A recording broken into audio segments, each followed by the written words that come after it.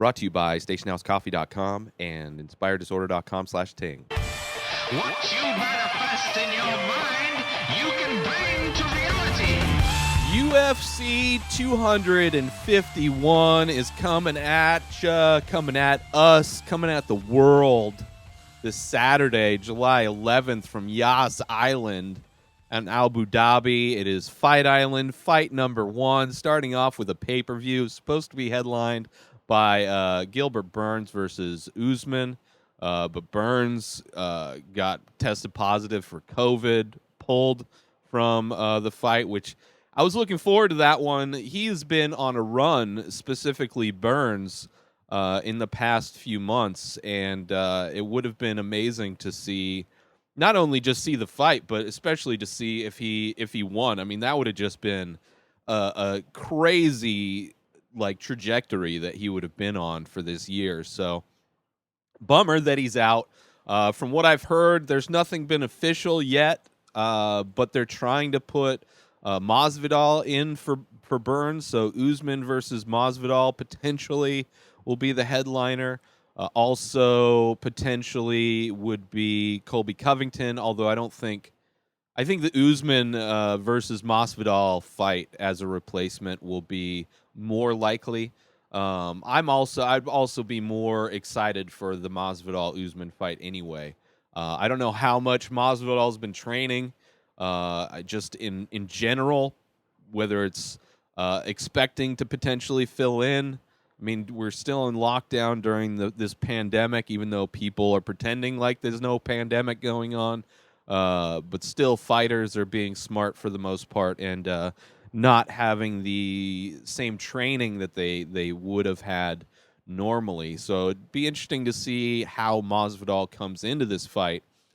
But I'd still be excited for it. I mean, just having that one more championship fight for 170.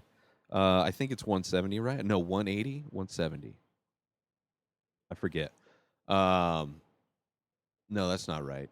Anyway, yeah, 170. Would love to see it. But there are so right now, unless they do get a replacement for that main card against Usman, the current main event is Alexander Volkanovski versus Max Holloway, which is a rematch for the featherweight belt, which Max Holloway lost after having a fairly historic reign as the champion and dominant performances from Max Holloway. It was a close loss. I think Alexander squeaked it out with a lot of leg kicks in the first fight that Max Holloway wasn't really calculating into his game plan when it came to how it was scored, how it would be scored.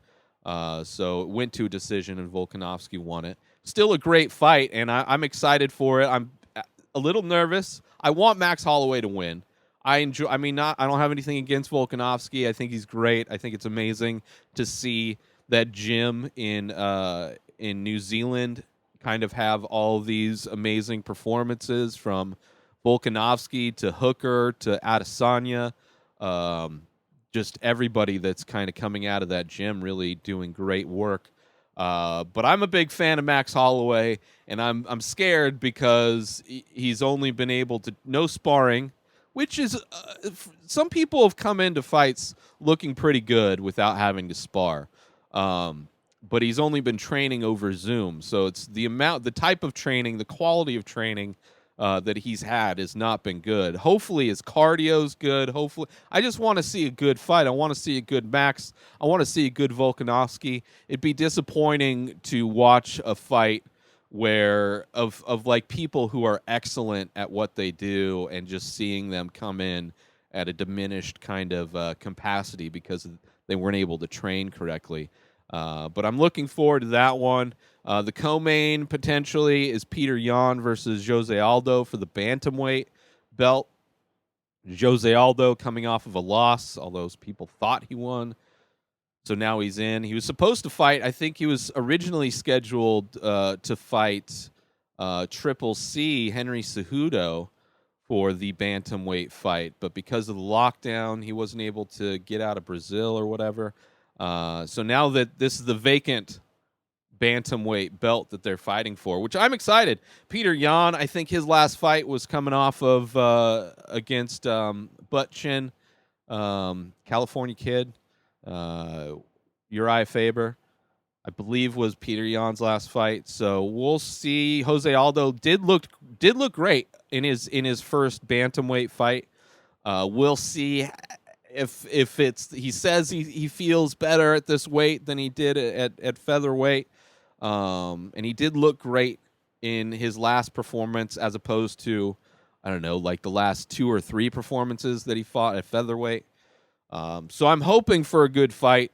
I'm not hopeful. I would not put money on Jose Aldo to win it. I mean, I don't even know if I'd put money on him to make weight. Let's start there. I think he will make weight, but you know, I'd be more confident putting money betting on the making weight than I would him winning the fight. But he could win it. I mean, he's great. Peter Yan, just kind of an up-and-comer, hasn't really fought a ton of people necessarily, I don't believe. I mean, Uriah Faber's great, but Uriah Faber is old, one, but it was also away from the sport for a while as he was quote-unquote retired. So I don't know. We'll see. I'm excited. I like the it's going to be a long card with all the championship fights, especially if they add that Usman fight back in with Masvidal. I think that I would be very excited if they do, because I love Usman and Masvidal is just a scrappy dude. And then of course, women's strawweight fight, which I am very excited for. One of my favorite fighters overall, one of my favorite female fighters, Rose Namajunas, is rematching against Jessica Andrade in their last matchup. Namajunas was extremely dominant during the first round and was doing more of the same in the second until she held on to a submission a little bit too long and was slammed, knocking her out. But Rose has had some ups and downs emotionally, mentally, over the past, I don't know, maybe that was like a year ago. It's so hard to tell, like, with how time, I mean, so far we're only halfway through 2020, and it feels like it's been 3 years since this year started, with how much craziness is going on. But I'm definitely looking forward to that one. Andrade is no joke, tons of power, but I think Rose is just next level, and I think coming in more focused and dedicated and passionate about fighting, I think Rose has got a good chance of getting a pretty. It's only a 3-round fight, which is fine. I mean, it's going to help Andrade a little bit. She'll probably be able to empty out her gas tank a little bit more.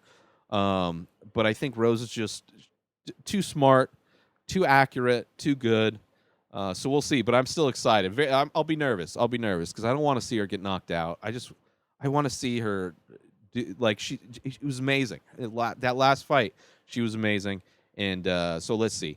And then there's Amanda Ribas versus Paige Van Zant. Paige Van Zant finally making, well, let me knock on wood, because who knows, Paige can still break her arm.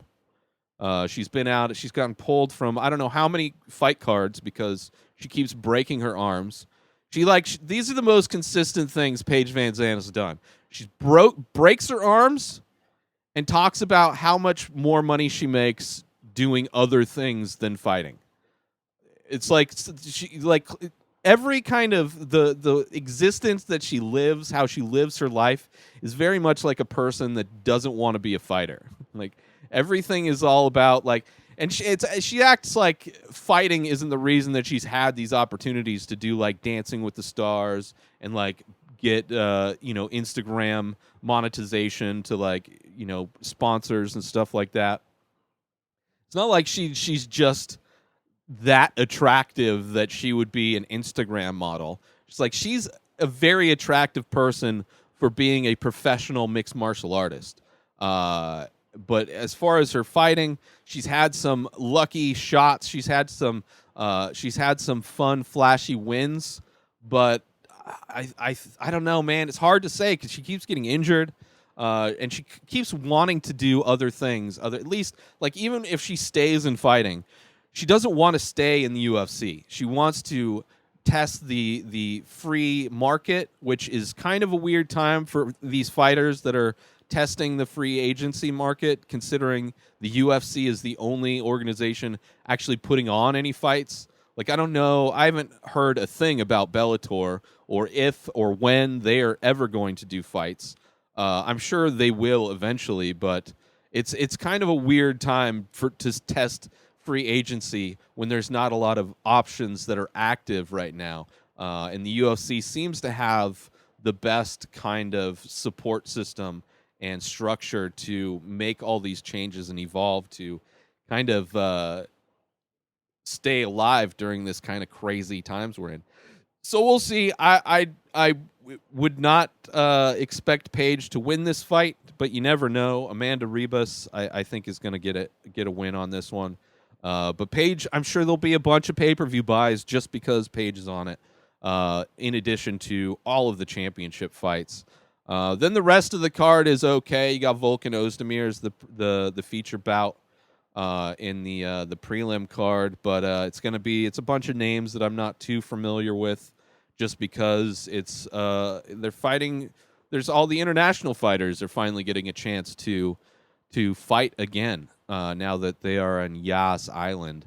But I'm looking forward to it. And next episode, I'll recap UFC 251, and then there's going to be 2 other fight cards that I'll be previewing. So it's going to be a pretty busy week with fights, and I'm looking forward to it. Make sure you support our sponsor, StationHouseCoffee.com, and follow Station House Coffee on Instagram for small batch, single origin, premium coffee brewed in Vermont and shipped directly to you. Support small business and get high-end coffee delivered directly to you by going to StationHouseCoffee.com and tell them I sent you. Also, now's the time to sign up for your new cell phone service with Ting and get $25 in credit by using my link, inspireddisorder.com/Ting. That's TING. It's the same best coverage, same low rates, now with 3 coast-to-coast networks. Sign up now with Ting and get $25 of credit going to your new device or your new service through Ting. I love Ting. I use it. My bills for my cell phone are basically nothing.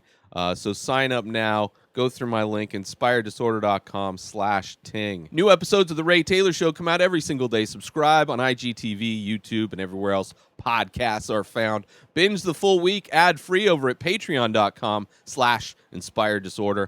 Buy Ray Taylor Show merch over at inspireddisorder.com and follow the show at Ray Taylor Show on Instagram. Have a great day, everybody. Peace. Oh!